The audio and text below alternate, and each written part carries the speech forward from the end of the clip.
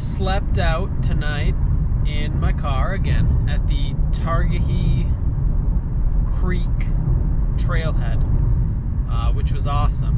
It was a little rocky road getting up, so I may have messed up my tires, but everything else was great.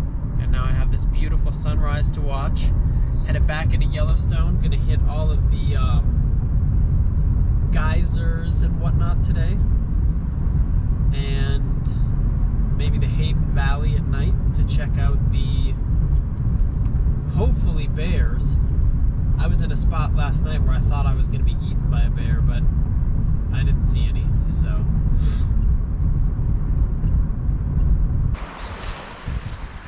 All right, day 2. I'm headed up to the Grand Prismatic Spring Overlook. As you can see, all the geothermal activity has made it very foggy.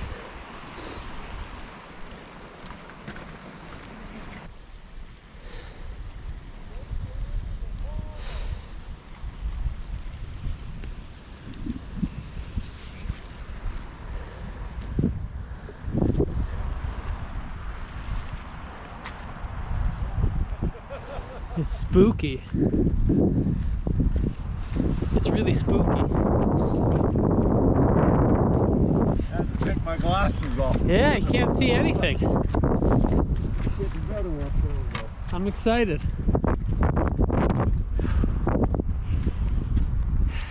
It's really interesting too, because like I'm cold. It's like 28 degrees.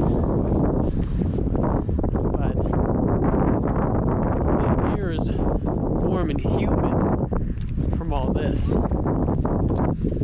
Shapes out of the fog. It's hard to say. Yeah.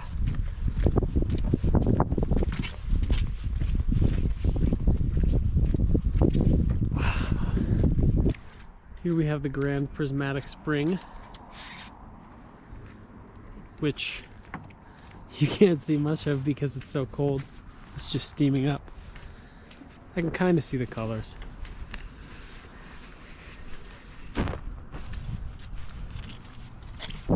All right.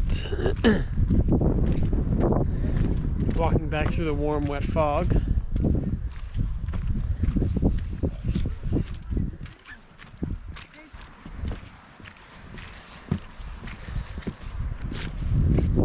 It's funny, I've seen people in shorts and I'm wearing like full winter garb.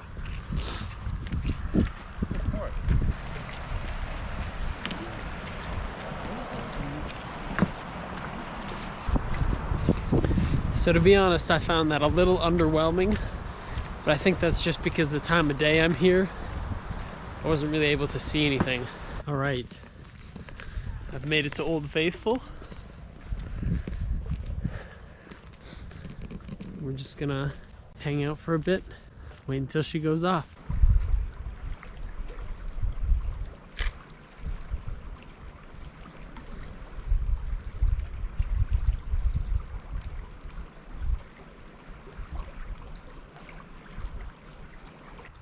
All right, we're gonna hike up to the observation point.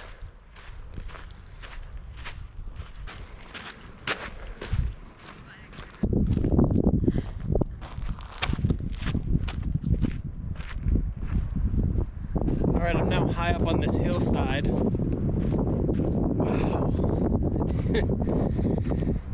Nearly killed myself hiking up here because I'm not used to the elevation and the exertion.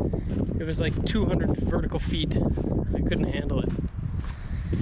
Weak.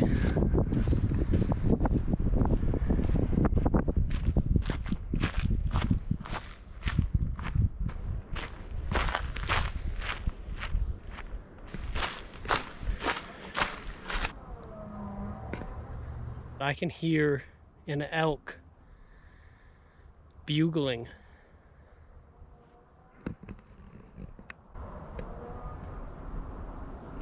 Sounds crazy.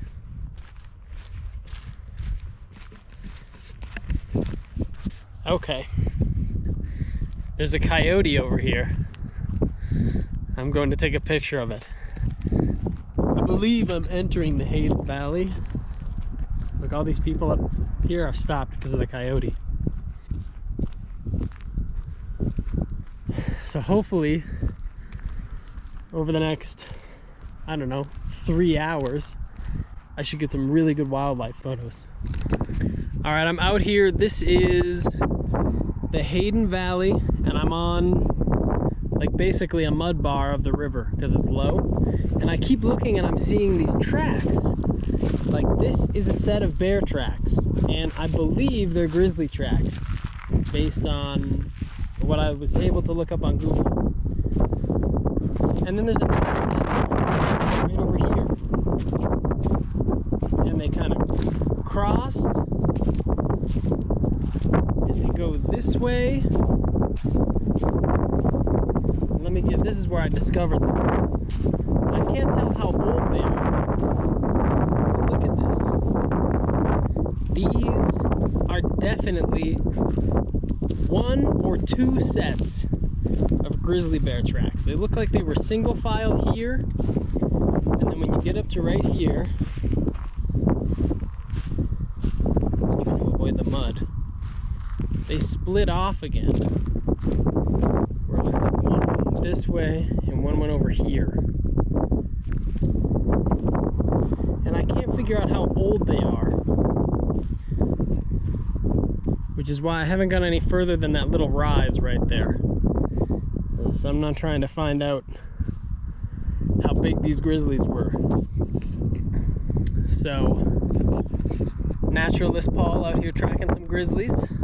I would love to photograph them, but I don't want to be anywhere near any of them, especially not in late September, because they're getting prepared for winter.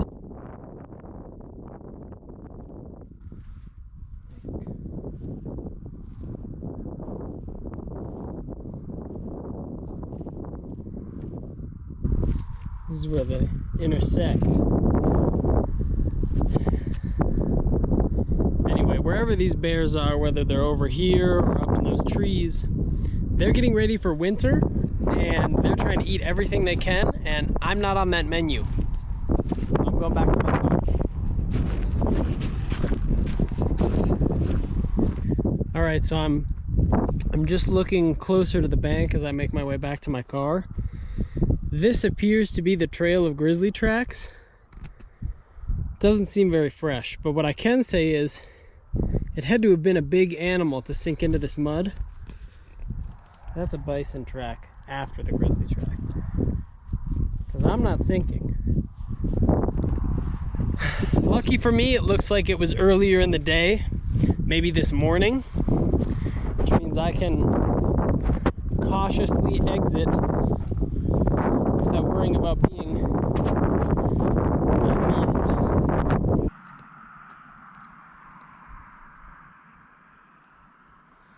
There's probably too much road noise for me to get an elk bugle.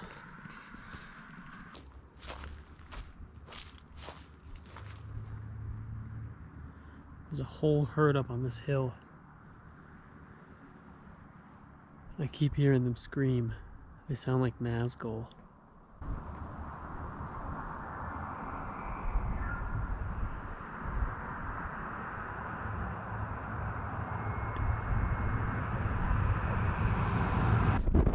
Oh well.